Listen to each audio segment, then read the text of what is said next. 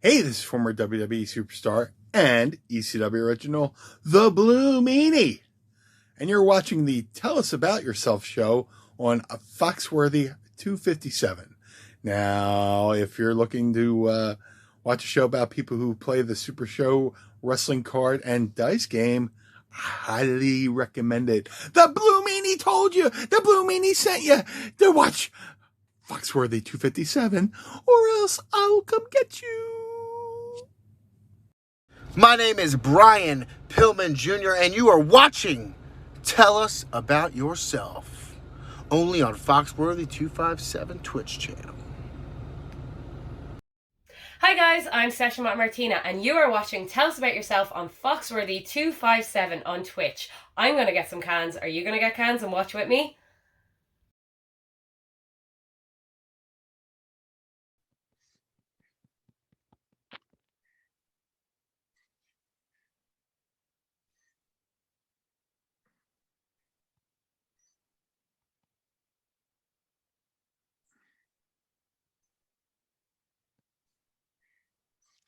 Pretty good. How about yourself, Jeff?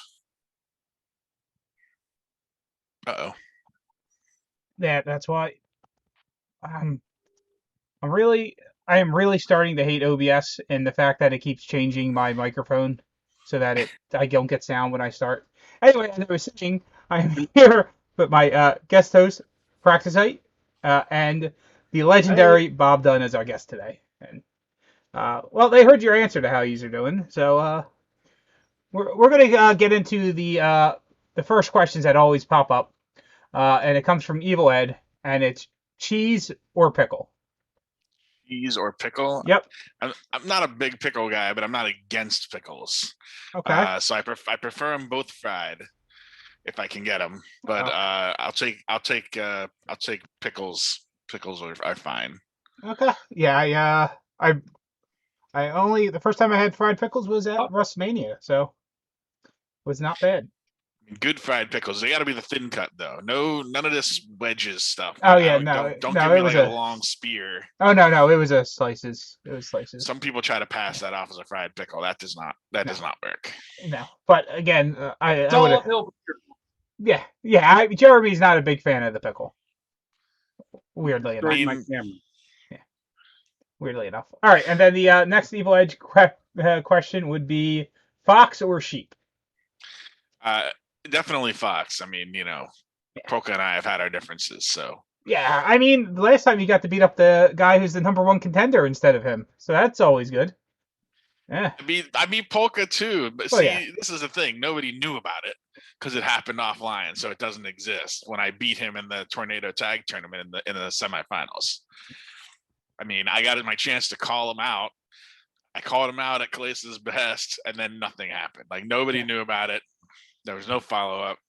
It's one of my many gripes about attempts to create stories in the LFF. But anyway, all right, well, we'll get in that into a little bit probably because obviously there's a lot of story behind that one. But why don't we start off with the how did you get into the game? So my store owner at House Rules Games, you plug very diligently on your streams, but we appreciate that. Yeah, he's awesome. My store owner was at Origins 2019. Have to make sure I'm counting that right. That seems right. Okay. No, my store owner was at Origins 2018. Okay. Because 2019 is when I won the Tornado Belt. So Origins 2018 was the year that Chris Savoy went. I've never actually been to Origins before SRG. So okay. The store owner went, and I was playing at that time Star Wars Destiny, which is another dice and card game. I went to PAX Unplugged to play Star Wars Destiny primarily. And I did a lot of that actually. But when I knocked out of the main rounds, I went over and played Super Show instead those evenings.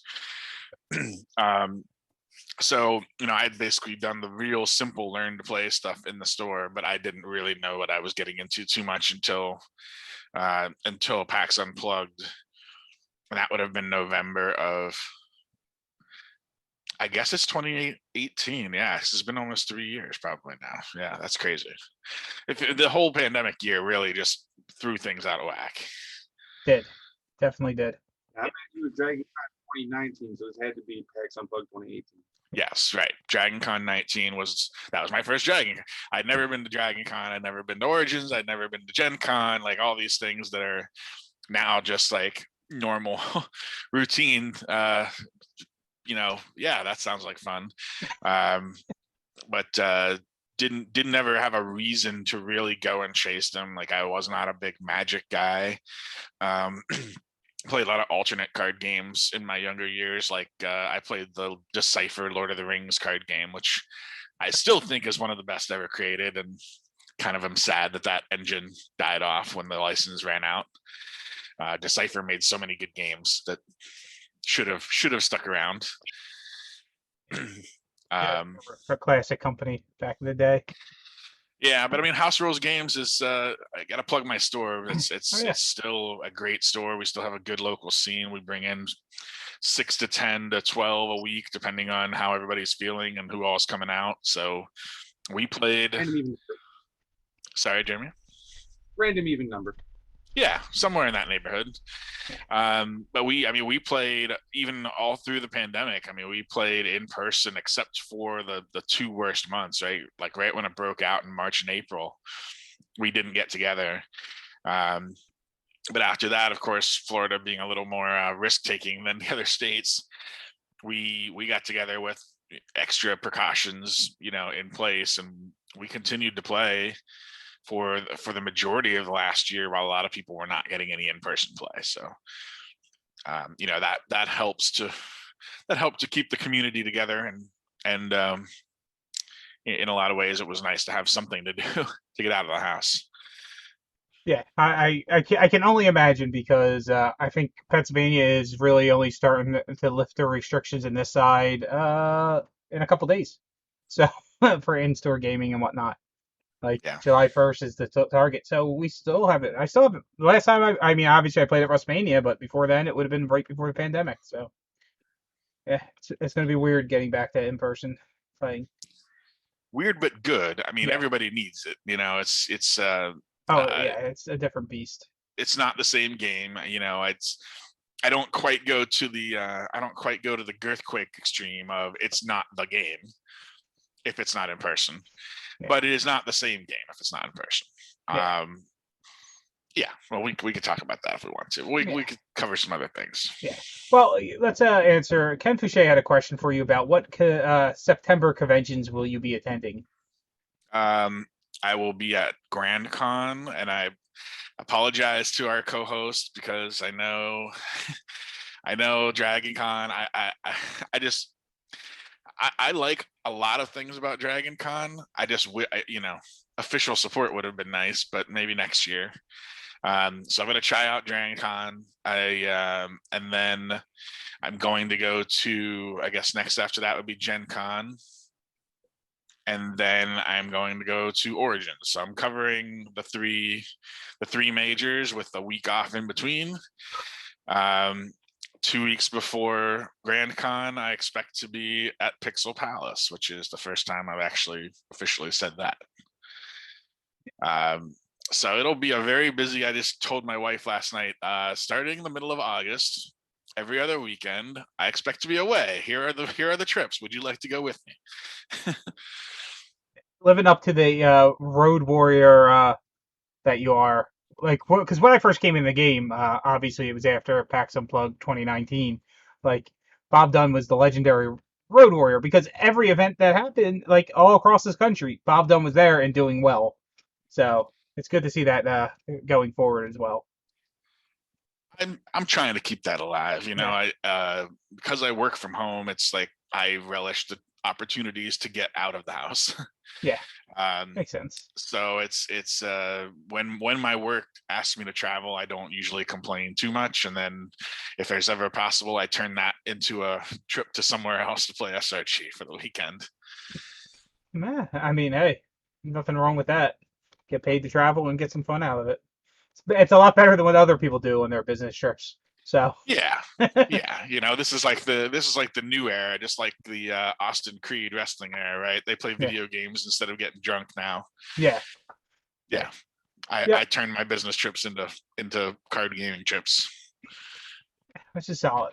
I may have had my roommate do a work meeting for me once. It was fantastic. Not for the probably not for the people in the work meeting. They got over it.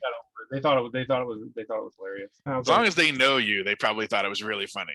I They, have they know. definitely my wall is currently barren. There's a fun story behind that. My wall of belts back here. But normally when I have a belt hanging up there, and I'm on a work meeting with somebody who does not know me, it's a fun conversation piece to open up the Zoom call. Yeah. Hey, I mean it's a good way to promote the game. It is. I mean, most of them would never play, but Yeah. it's a fun story to remind to tell them about the weird things I do on my weekends. Yeah. I've gotten starter boxes for two of my coworkers, but one of them is mostly it's just something he could play with his kids, and the other one I've been trying to get him in to go to a locals, but it's just not really possible in the current environment. But maybe in a month or two. Yeah, I mean, if you work in person, that's a lot easier to sort of drag people that are local to you back to your play group. When I work, I'm working remotely with people all over the country, and none of them live anywhere close to me, unfortunately. Yeah. My workers have no interest in anything of the sort of wrestling or card games. So, and of course, we work too hard to actually have time to talk about that stuff half the time. But all right. Hey, the bodybuilding's here saying hello, and so is the face Mark Sylvia asking how you doing, the tri-state champion. Yeah, how about that? New Mhm. tri-state champ last night. Oh yeah. Good job to the face getting a second belt in there. That's pretty big deal. Oh yeah. Holding two different titles. I mean, he went from 0 to 100 in a short time there. Yeah, and you know what? You know when that started? After he was on this show, he started getting noticed and got the title shots he deserves. Yeah, And, well, let's hope it works I'm for not- you as well, because I'm not holding my breath. yeah, I mean, if you were to get the title shots you deserved, you'd have more than Grump. No, that's not true. Come on, I think let's so. be honest here. I just want before I'm forced to retire, I just want a real one-on-one shot at one of the top two singles titles. That's all. Something I've never had, and that's I will keep maneuvering and navigating and doing whatever I have to do to try to get that. Being three-time tornado champ would also be a nice accomplishment, something that I came one win away from doing, but again got beat by Grump. So there's no greater rivalry right now than me and Danny Thunder, in my opinion, although it's very one-sided and he will never not acknowledge it. So Sounds just like the Grump. So Ken Fouché would like to know who has the better Super Show competitors, New Japan or MLW? Which for people, MLW is only on sale for a couple more days, and once they're gone, they're gone. Yeah, if you said on average, so New Japan has what 9 versus 9. 4, right? Mm-hmm. If you said on average, MLW is 100% in the lead, in my opinion. I mean, I played against Davey Richards at our locals on Sunday, and I was playing Jay White, so I basically only had a gimmick on 9. Yeah. Because on 10 he just squashes me, and the player Tyler, who plays locally and was running that deck, was rolling that submission a lot. So I really think Davey Richards is extremely strong. I think LA Park should have doubled the numbers on those stops too. I know why Boss doesn't want to do it, but he should have doubled the numbers on the stops. That would have been a very, very good gimmick if he didn't just say on your turn. And then I would even played Hammerstone, but his finishes are just insane. I mean, we all know that. So oh God, yeah, I had to play against two in the same event. Saw that. Yeah, it was, Fatu is a little okay. Fatu's okay. He's sort of the, everybody's got to have a drag somewhere. So I think if you took the top 4 New Japan guys versus the 4 MLW guys, it might be really, really close. But I think if you average them out across the entire offering, the MLW offerings are actually much stronger. And if you haven't bought them, you really should. Yeah, and in the end, they may end up being rarer than the New Japan stuff. Well, they probably will, Yeah. in just in terms of their limited availability. Now, that doesn't stop somebody from buying 50 of them and hoarding them, and then well, that's what I'm turning it saying. into Yeah. Yeah, I mean, if Do someone that, Bob. Look, I have lots of. I could do that, but I won't do that. Yeah. I I will mean, not hoard MLW tough. competitors. Well, especially since there's no discount on them. Like, Right. it's not a huge profit. And since we're on the topic, let's talk about New Japan and the release of New Japan. I do feel bad for the people who did not get New Japan sets. And one of the reasons I feel bad about it is I think if there had been an opportunity to wind back the clock, right? It might have gone a lot differently. Because if you remember, originally when the New Japan sets were announced, it was going to be that each box had its own unique cards. Yes. And for a lot of people, including me, that's why I ordered 2 of each. So I ordered 2 of each because I figured I would need at least 2 of every copy of those cards, and they would be unique. Once it went to, well, actually, each box is going to have the same cards, and about half of them are going to be duplicates of existing cards. I might not have ordered 2 of each, and that would have left more for other people. So I think it's a lesson learned. And I understand the legal logistics of working with New Japan and getting approval on licensing and all that stuff. But I think if there had been a redo or a second chance on that, things might have gone a little differently, and maybe more people would have been able to get their hands on them. I'm still trying to figure out the fair thing to do with this extra set. I don't want to sell it for $150 because I don't think that's right. But I might do a raffle for the opportunity to buy it for less than that. I don't know. I'm trying to figure that out in my head. So I am someone who bought 2 copies of each, and 1 set of copies, and mine is definitely eventually for resale. Not right now but for the most part, it's because I think actually at this point 150 that it's going for is going to be the bottom end of it down the road. Because eventually there's competitors in this game that I really want to get that I can't get right away, and hopefully down the road this will lead me to them. But I don't have a super high paying job, so this will help me sometime. I missed a week of work one time, and selling Super Show cards is okay, I made not the whole amount that I would have made working, but enough from selling cards that it helps. Which is the same thing with the Super Show. So I don't feel as bad. I feel bad that some people who are love the game didn't get an opportunity to get it. But in the end, I'm more annoyed at New Japan over it. If they were reasonable people to work with half the time, we would have had these cards back in January, and they would have sold out quick enough that they would have looked at it. Maybe they would have a reasonable company would have reprinted. But which is why MLW is so important. Because if the Super Show does really well with MLW, that opens the inroads down the future. And I think the MLW model is more like what we're going to see in the future. I think it's going to be a shorter window, more direct, more. I think Law and Boss and Bell and whoever else are involved in the communications are getting better at how they communicate with these third parties, and I think it's going to lead to both faster and more direct and more limited offerings in the future. Yeah, but I should point out to the people who are listening to this and me talking about how I'm trying that they might work with MLW in the future. I should caution you, if you're holding out on these MLW competitors, because of that, you're going to miss out, because even if they do get reprinted, they won't be the same, because they don't reprint indie competitors in the same format unless it's Colt Cabana, and even then, he ended up getting a new competitor out of it too. It was a whole different gimmick. Yeah, I meant I think they reprinted his print run of the original one at some point, and I think they did with Prince of Fashion, who's an independent competitor. But Perfection went to Chairman, Smiley went to New Faces of Chaos. Like Cage changed. Like they all change when they come back. So this will literally be your only opportunity to get these. Yeah. So TJ Marconi is one of us, and Yeah. he changed. yeah, Right. yeah. Like at this point, like I mean, the only reason why he even got anything reprinted in the same format was because of the foil. And that all has to do with the legal agreements Yeah. about what they could print and how much they sell it for. Yeah. And there's all kinds of underlying rules and regulations, I'm sure, about what they do with that stuff. So Oh God, yeah. I think one of the other things that we might end up seeing more of that we're starting to see is the retired wrestler.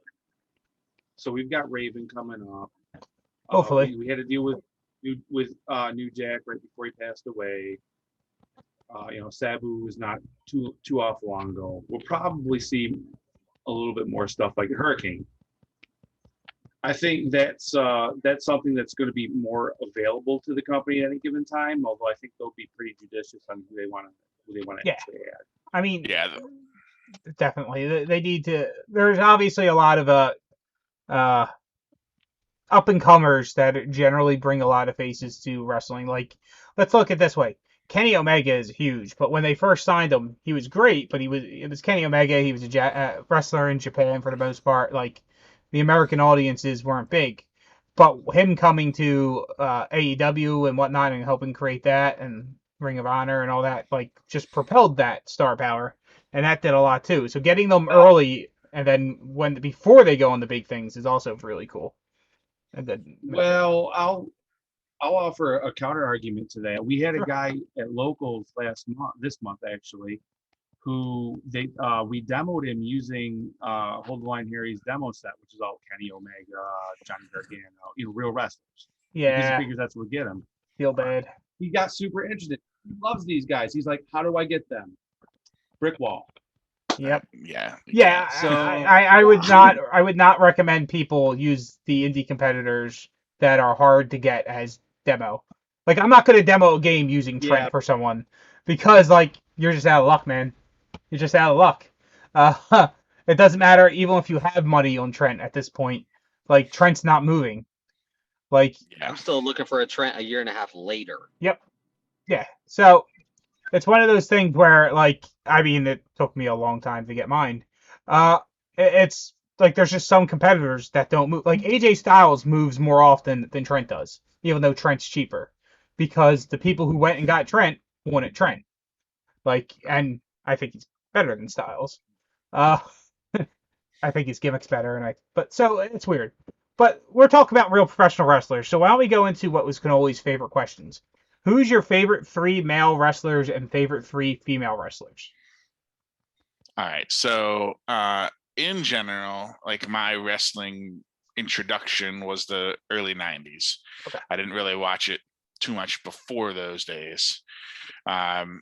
So it was definitely at that time, it was Bret Hart and Mr. Perfect. And those remain 2 of my favorites of all time. Oh, yeah. And then when you go past that, it basically comes down to some combination of Rock, Stone Cold, Mick Foley, right?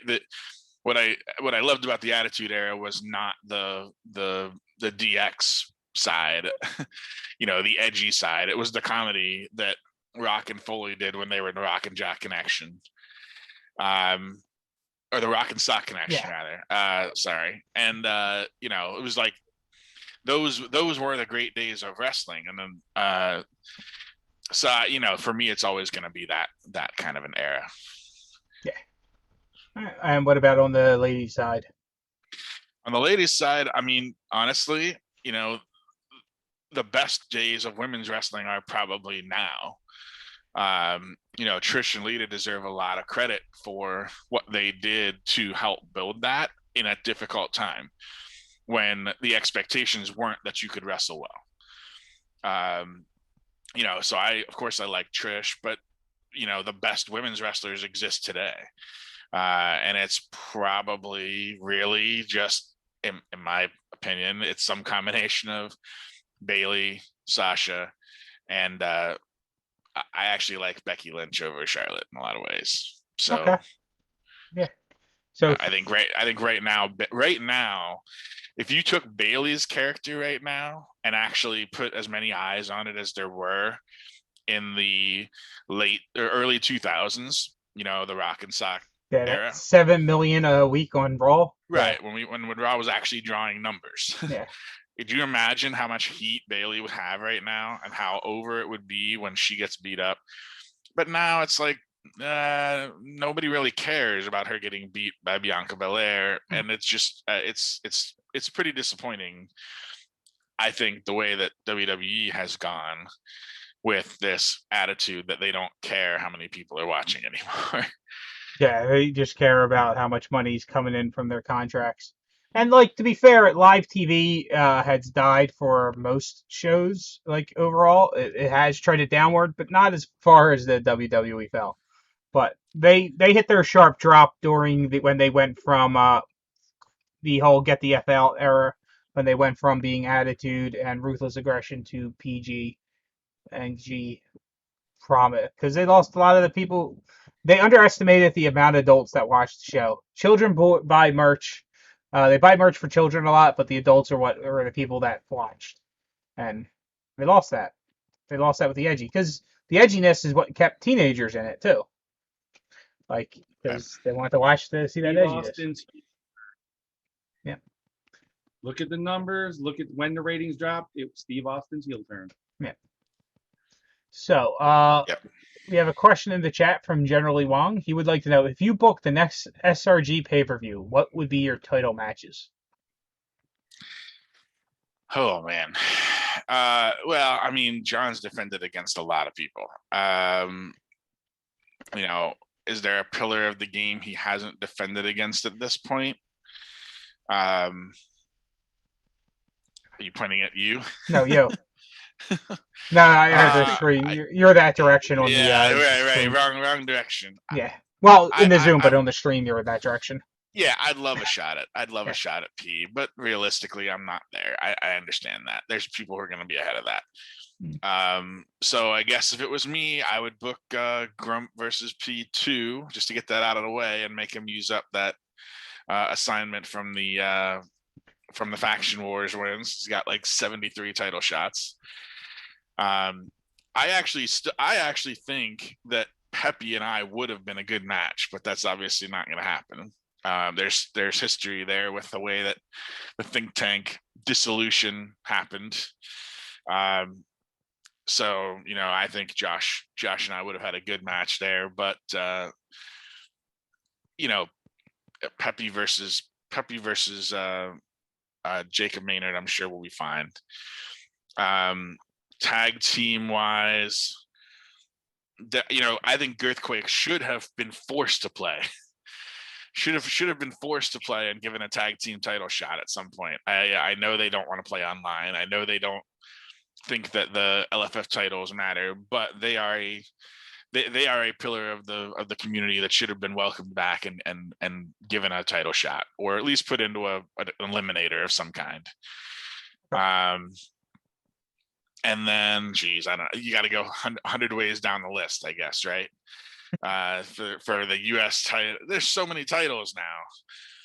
I actually think that Hank the Tank and his brother should both have a shot at the Triad title at some point. Yeah, they should. They should both have a shot at the Triad title. They can team up on somebody, make it a semi-handicap match. Such good players that giving them that advantage would be doom for the player. I think Alexander Slamilton for the U.S. title would have been an entertaining match. Put Todd Brooks in there at some point, right, on July 5th for the U.S. Championship.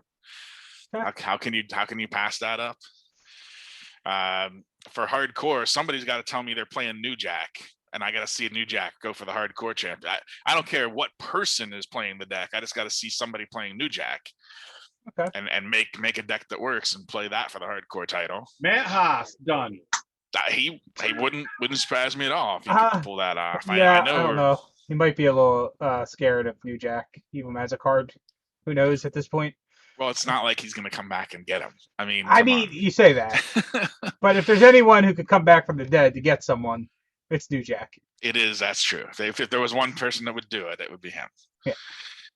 Yeah. Trios. Yeah. So that's, I don't know. That's the trios title is I think the only major, and Tornado you kind of glossed over, and I think they're really major yeah. ones. So Tornado. I don't know. Pate's been holding that thing for so long. I really wanted that Tornado shot. I really thought 3-time Tornado champion would have been something. But I don't know. The problem is there's nobody who like exudes Tornado confidence regularly, right? Like it's not a thing where we have people vying at the top of the heap, because I know Fireball thinks he wants his shot with my girls, but my girls are too strong already. They don't need to get any more shots they didn't earn. So I don't know. So show me somebody playing a Tornado tag that's not at the top of the heap and put them in, I guess. And Yasmin deserves to get a good defense with her trios title. Horse will give her a good ride for her money, I suspect, and that'll be very entertaining. Everybody is in the chat saying that everybody in the buddies should get a shot at the Tornado title. I think everybody in the buddy should win a tournament to get a shot at the Tornado title. I think they should. I think that might very well happen. I mean, the strike finish is still insanely powerful. Look, we know anyone who can boost a finish beyond 20 is at a huge advantage in Tornado. So, especially at crowd meter 0. Yep, especially since crowd meter 0 is a kill shot, unlike a normal singles play. Exactly, but at the same time, everybody in the buddy playing against the Dangerous Alliance tag team, where you can't draw cards because of the gimmick. That's going to be a short one. I'm not booking that match, at least not willingly. Yeah. I think one thing also we should take into account with the Tornado scenes, and like not as many people as we don't have as many Tornado events as we do singles.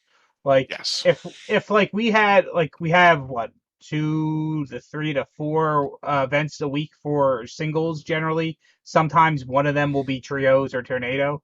If we even had like one Tornado a week, it would be able to see more of the Tornado scene define itself. Because even now, a lot of these teams are just untested in like actual play. I actually think that part of the way to encourage that going forward will actually be to have more of these major events be not just singles. Mm-hmm. Yeah. Occasionally we might have to have major events that are Tornado or trios. So maybe a CAC that's actually a create a tag that's Tornado. Yeah.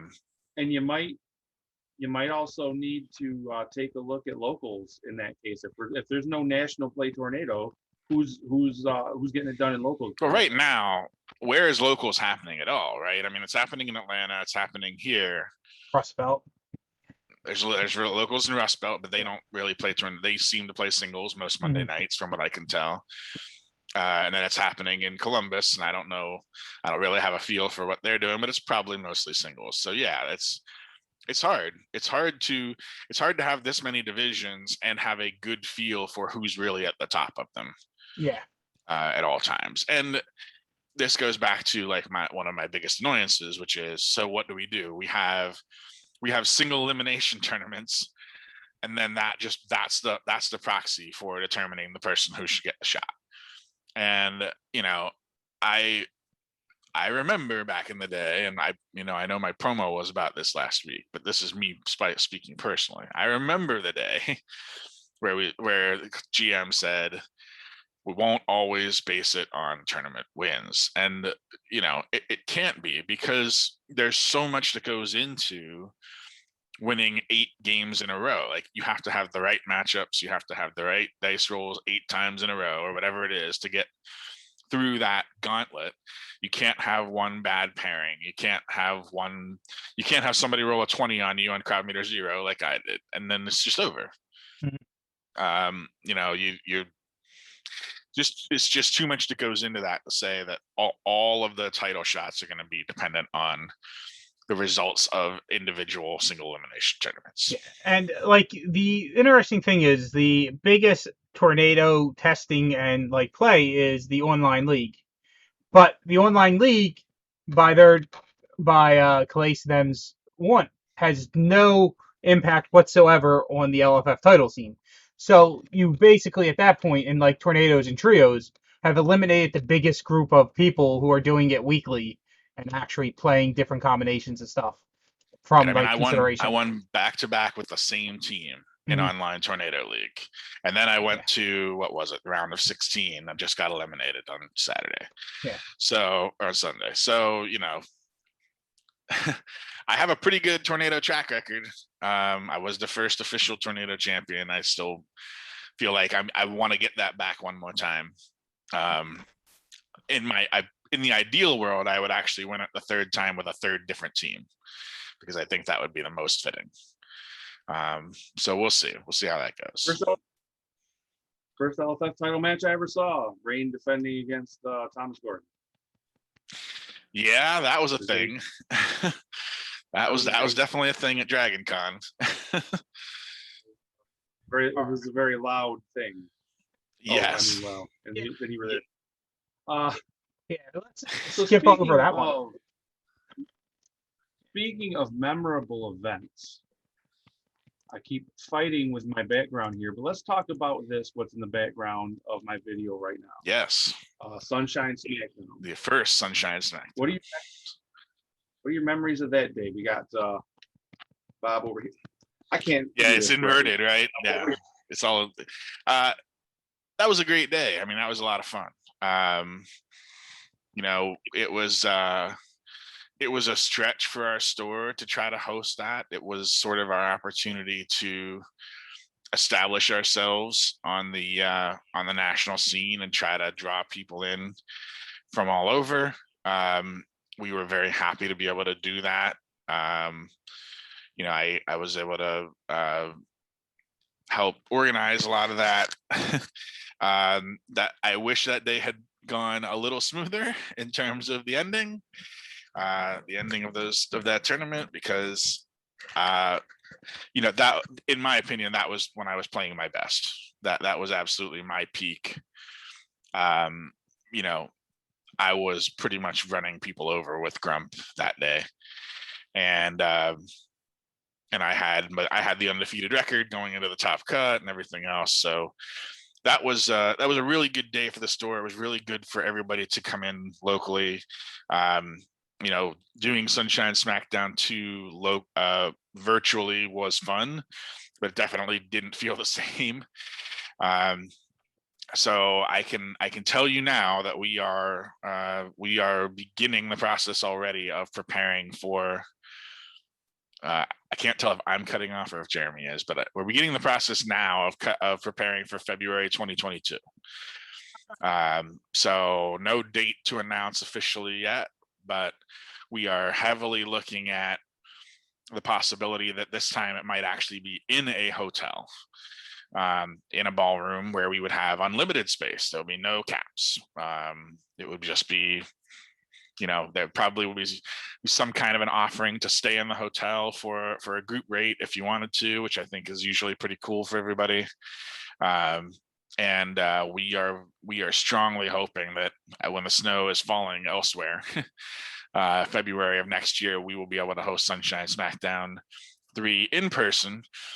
And I can tell you that we're planning 2 days of activity this time specifically, with probably a creative competitor on one day, and then we're talking about doing the team event again in a different format, perhaps on the second day. A format that actually our store owner kind of suggested, and we're creating together. The idea that there might be a 3-player team sealed payoff pack event. Okay. Where within your team you would get 3 payoff packs, and you could each take only the cards that you got in your 3 payoff packs, and you each have to make a deck out of whatever you got there, which would be pretty interesting. And none of you could play the same character. Right, and the team gets to use the cards from all the pools, though, right, for each of their decks. Exactly, right. So they can swap from Which is one deck to interesting. the other to make 3 working decks out of it. So you would end up having Oh, a team like Impact where all the good cards go in the John Polverino's deck. Yeah. Whereas like some of us would have like decks where everyone has an even deck. So that would Right. make it interesting. Yeah. There'll be a lot of strategy there, right? Yeah. I mean, you got maybe only a couple of skill stops among payoff packs. I mean, you never know what you're going to get in payoff packs, right? Mm-hmm. So, oh God, no. And we talked about possibly even making it so you would have the option of payoff pack. The option would be payoff packs, or perhaps even like 2 mysteries. Perhaps a mystery box for 2 of the players and a payoff pack for the third. Mm. That would be another possibility. So we're talking about it, but there's very likely going to be multiple days worth of events if we can get this going for 2022, and that's what we're working on right now. That's awesome. All right, maybe you should try that tornado competitor event. That is another thing that's I want to do whatever is going to encourage the most people to attend, because I recognize Florida is the farthest away that a lot of people will ever travel for Super Show. Mm-hmm. Most of this game happens in the Northeast and the Midwest, so I plan to, when we are more sure about the date, I plan to put together a group that includes everybody who traveled for the first Sunshine Smackdown, and then basically ask everybody what would make them come back. So almost, but that's just coming. So we got about 19 minutes left in the show, so people get your final questions in on stuff. So generally, Wong pointed out that you'll be getting your world title shot after next Faction Wars. Next Faction Wars is going to be 18 years away. Yeah. I mean, it should. You would think the GM would start trying to start it sooner, but you never know. Anyway, we had a question from the Nightmare King. So let's get to the Nightmare King's question. What's going on, Dell? Bob? How you doing, Nightmare King? Dunn. I'm doing good. By the way, I like your comparator and I used him, so thank you for that. My question to you, sir, is none other than, if you were in any type of company going for the tag team titles, it can be from NXT, AEW, ROH, Raw, SmackDown, or wherever else they have, titles, tag team titles, and you're allowed to bring one partner with you, which tag titles will you go for, and what brand will you go to? Is my partner someone on that roster, or am I taking somebody from the LFF? What do you want, Mikey? It can be anyone. Can be anyone. Okay. All right. Well, that's a good question. I mean, the best tag titles were the WWF tag titles from the early 90s, in my opinion. Heart Foundation was like my introduction to tag team wrestling. That's why I made the cardiac arrest tag finish there to match what Fox did for his favorite tag team. So if I could tag up with Brett, I could be his Jim the Anvil for sure. I think that would be a pretty fun shot at the old semi-winged WWE tag titles. Okay. Well, thanks for answering that question, man. You're welcome.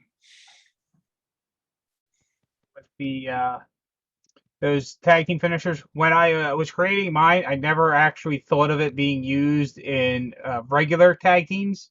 Yeah, I know. And especially that cardiac arrest is brutal in regular tag team.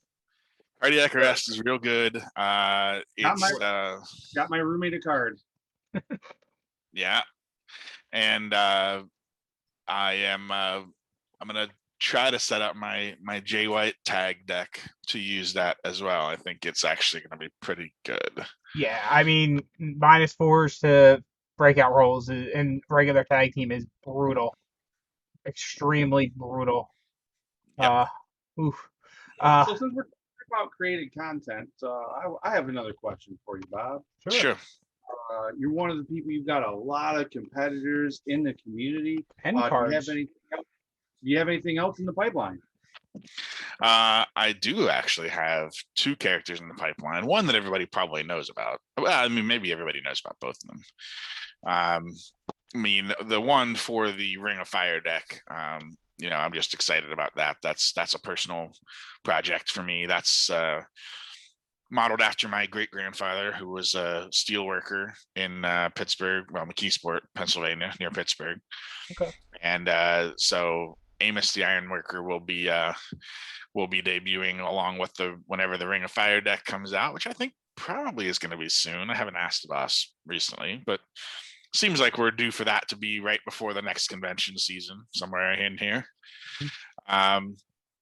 And he's really good for Ring of Fire. I think he's going to have a really good keep alive effect for Ring of Fire stipulations. So we'll see how well we can make him work for anything else.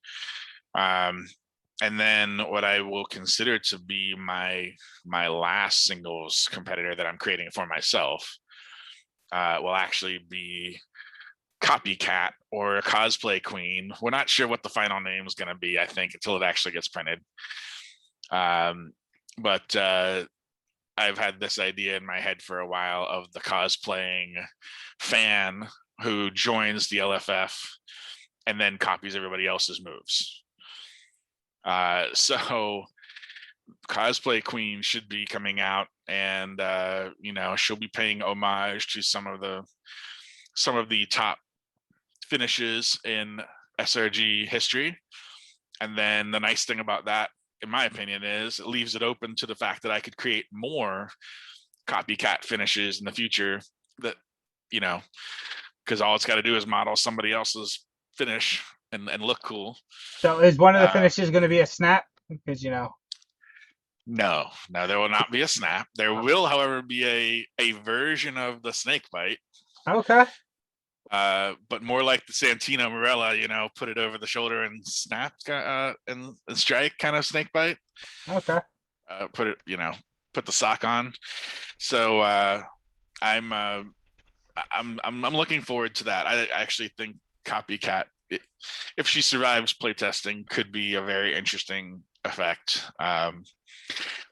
For me, what I wanted was one of each of the 10 skills. So this will finally it'll actually give me more than one of each of the 10 skills, but it'll give me Brain as power 10, King Kong Dundee as sub 10, Big Bad Bobby D as tech 10, White Lily as strike 10, Copycat as agility 10, and Amos as grapple 10. So I'll have all 6 gems filled out plus a couple of backups.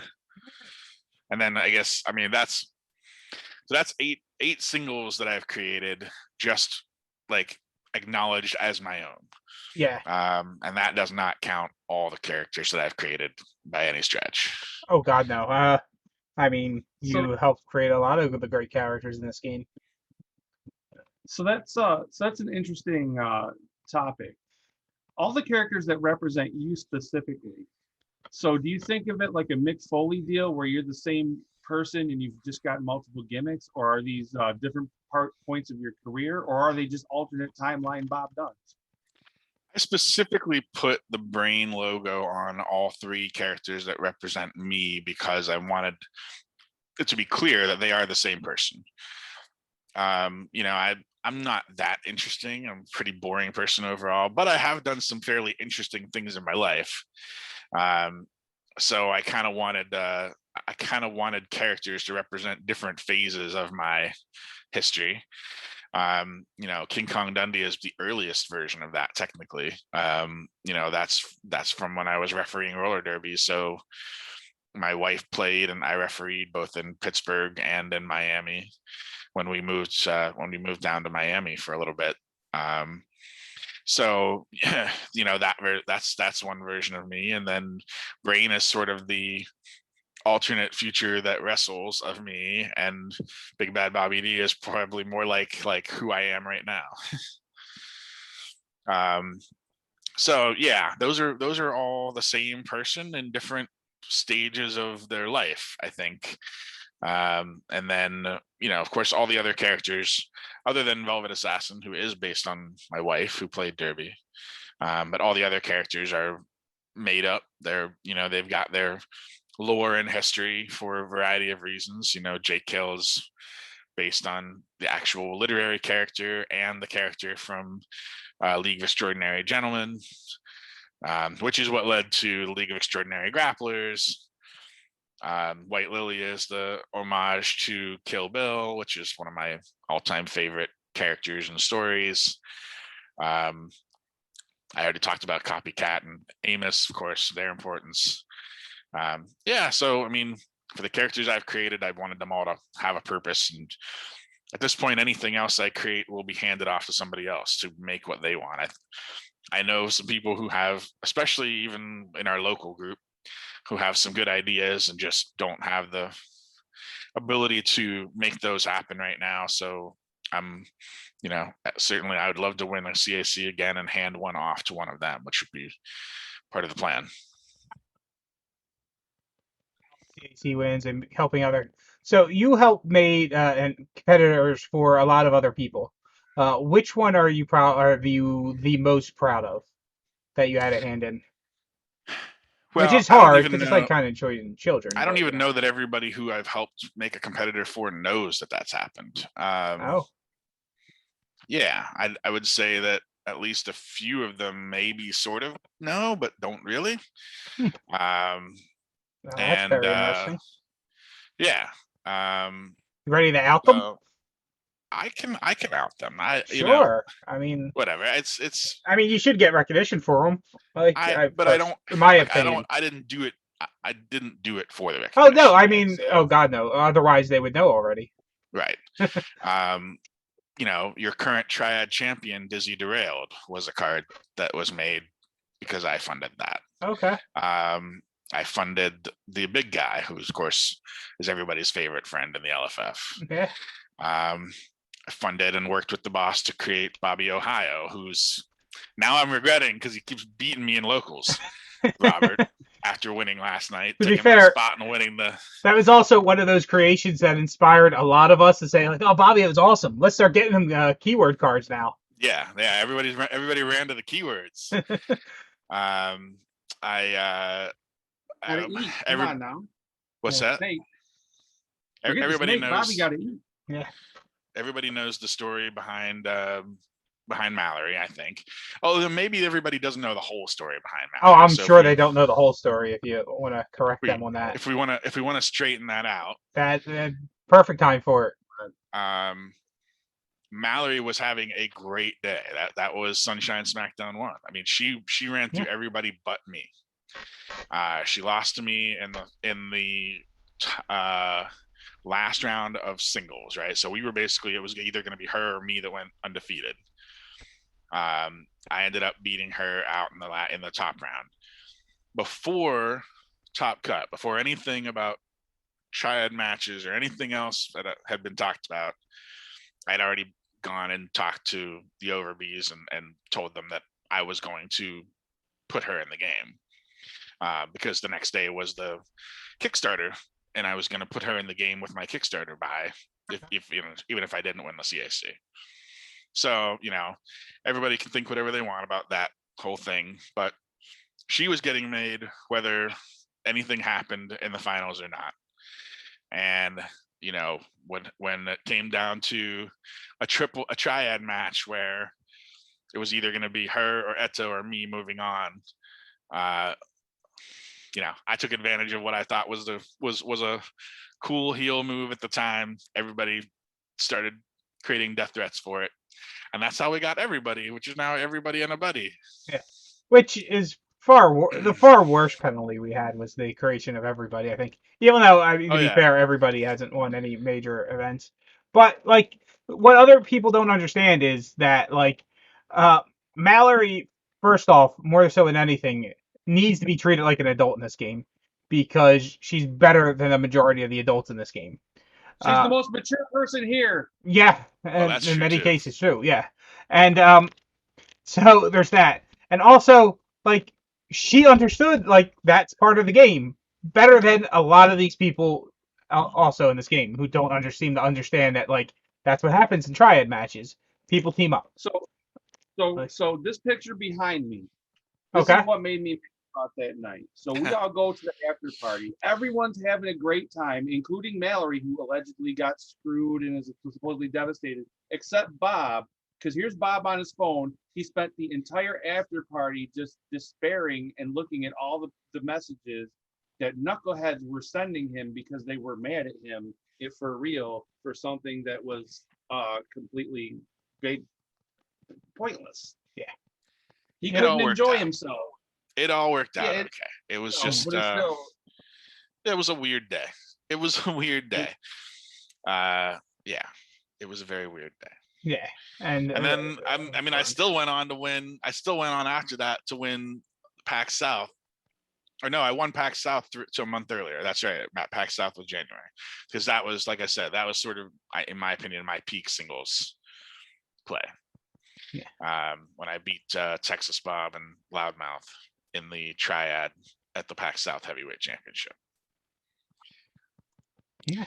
So I think, let's see. So we said Mallory, Eto, Big Guy, Dizzy, Bobby L. Helped, of course, create Mad One. That was sort of an assist, and helped design some of Shade, who unfortunately, due to work, hasn't been able to play much anymore. But I wasn't involved in paying for any of Shade. So yeah, I mean, I've tried to help contribute when I can, and I hope that I'll do more of that in the future. Yeah, and I know you've been in a few brainstorming threads for other competitors too to help people out. And like what people need to understand, like Bob's one of the best minds in the game, so like if you are thinking of gimmicks, he's always a good person to shoot ideas past. Like, and I'm always willing to do that. Yeah. We've got some off the wall stuff. I still think the best gimmick nobody's seen is the Amish Assassin, and I really hope that if I win a CAC, that it would be the next one I would fund. I think Amish Assassin would be. Pardon? Is that Chris Savoy? No, it's actually Tyler, who works in the store. But he ran some promos for a while where he was, the Amish Assassin basically is just dark because he has no electricity, and he works by candlelight, of course.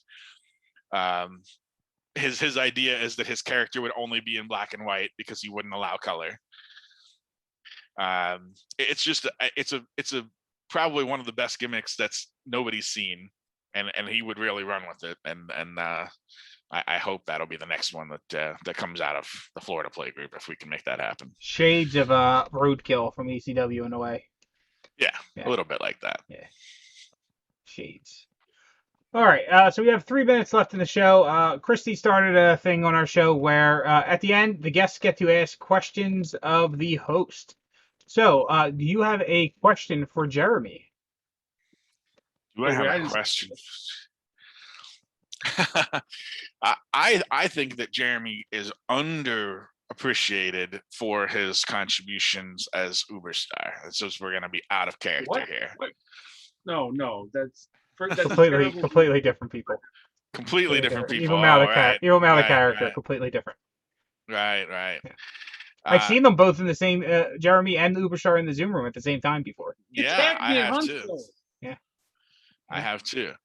Oh God. But yeah, don't summon him. The Florida Belt. Oh God. I just I think that I don't really have any questions. I just think that everybody who contributes to creating entertainment around the game should be recognized more for that. Uberstar does that, and certainly Fox, you do that with all of your broadcasting and all of your content creation that you do here. I mean, it's the kind of thing that other game companies would pay for. I will say that. It's the kind of press that you can't buy. I'm gonna take that as a question for me for a second. So, and it's something that's came up recently in the Zoom rooms with me, where people like to say, like, I seem like I'm underappreciated by them. But I'm gonna say like one, SRG treats me extremely well. Like just this week when I ordered a competitor, like I got a package. Thank you for streaming with an extra copy of it. So like I ended up with the uh, both arts of New Jack, the convention exclusive, and that because as just a little thank you. Just this like after like everyone's like, oh man, they like you're not appreciated enough. The next day, the package that was sent out a few days before came in with that in it. So and That's like good. and there's other ways they compensate me that we don't like talk about on screen. Like SRG treats me extremely well when they can and stuff like that. Not so. And to be fair, most of my podcasts are on my own channel, so all these people who subscribe and support me, which SRG Universe is one of them, the boss is one of them, also help out a lot. I mean, granted, I put that money into cameos, uh, but you know, only of Session with Martinez. oh no, I mean, I got I'm Meanie, kidding. I got Sandman, I I'm got Jimmy kidding. J, I know. and a couple I can't use anymore. But actually, Jimmy Jacobs was amazing to work with. I'll say that. Like the guy really like went out there and like wanted to make sure everything was perfect. He messaged me all the things. So where's this game at? Let me see it and stuff, so I can get a feel of what's going on. Let me see your streams and stuff like that, so he could make a good video for it. Dude was amazing. So yeah, I mean, SRG Universe is extremely appreciative. Oh yeah, Evil Ed is also amazing supporter of like all these every single channel on that's SRG related. I mean, he's just absolutely amazing. So like I mean, so I've never felt underappreciated by like them.